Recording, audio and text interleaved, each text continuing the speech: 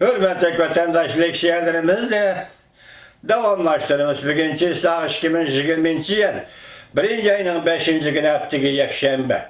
Endiki mavzamında 2020 yılıga nazar Garp matbuatları Cungo vakit gözetiga aylandı. Kelgisi Cungo mağdagan yol egreta qaydır. Mavzulu haber 1. ayının 1. günü Dovitor bitidi ilan kılındı. Haber mındak başlandı.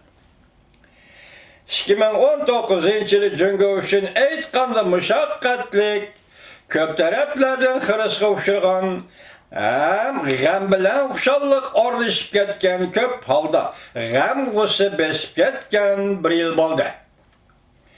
Cungo Amerika savdo urushi Tiananmenda o'tkazilgan cho'ng parad Cungo aviatsiya va fan-texnikaning taraqqiyoti hamda Cungo bilan G'arb dunyosining Hong Kong, Uyg'uriston ya'ni Xinjiang masalasidagi talash tortishlari to'xtamagan bir yil bo'ldi. Qisqasi G'arb dunyosi Cungodan ansirash alomatlari qo'zg'aldi. Cungo dunyo bilan qanday aloqa qiladi? Bu ishga qiyin masala 2019 yil qip-yalang'och oshkorlandi. Amerika boshchiligidagi an'anaviy demokratik davlatlar Cungo demokratiyaga tahdid solg'uchi asosli raqib deb qarashga boshladi. G'arb dunyosining eng asosli matbuotlaridan hisoblangan New York Vaqt gazeti 12 ayning oxirida orqa-orqadan birdan cho'kan Uyg'uriston Xinjiang masalasini asos qilib demokratiya chekindi, mustabidizm bosh ko'tardi deyilgan iddialarni gavdalantirib, orqa-orqadan bir qancha obzor xabar, balki bosh tetonda bir qancha parcha obzor va xabar e'lon qildi.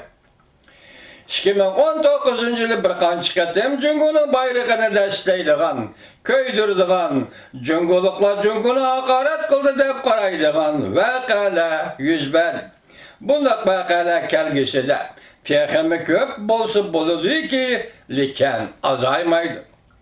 New York Vaqt gazetini misolga olsak, 2019 yili har kuni tartiblik boshlitonda Jungo masalasiga taqaladigan xabarlar, obzorlar ko'p nisbatni egalladi.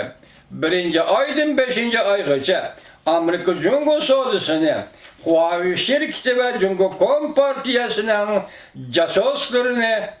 jasuslari masalasini davr qildi.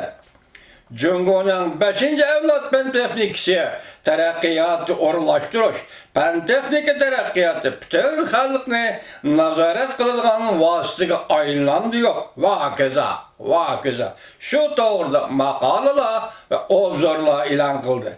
Endilikda 6-oydan 10-oygacha Jungo masalasini davr qilib, erkinlik bilan mustabidizmning do'qorishi to'g'risida maqola va obzorlar e'lon qildi. 11-oyning 12-oydan boshlab, 12-oydan boshlab New York Vaqt gazeti Hong Kong bilan Uyg'uriston masalasini New York Vaqt gazeti ko'p xabar qiladigan masalaga aylandi. New York Vaqt gazeti obzor bitidan boshqa Amerikaning ichki siyosatlari to'g'risidagi xabar maqolalardan boshqa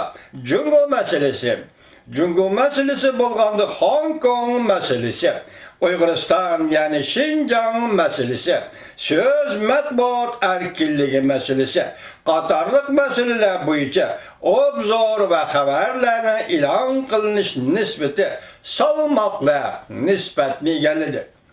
Yevropani xabar qilishdan ko'proq Jungo masalasini xabar qildi.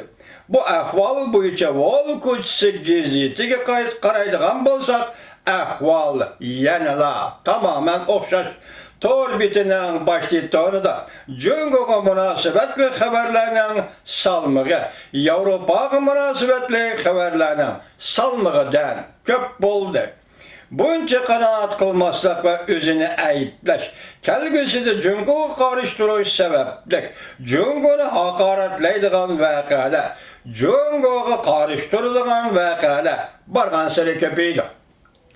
Yevropa va Amerika jamiyati kelgusi dunyoda ikki xil sistemadan iborat reallikning mavjud bo'lib turadiganligini bugun to'lib yetdi.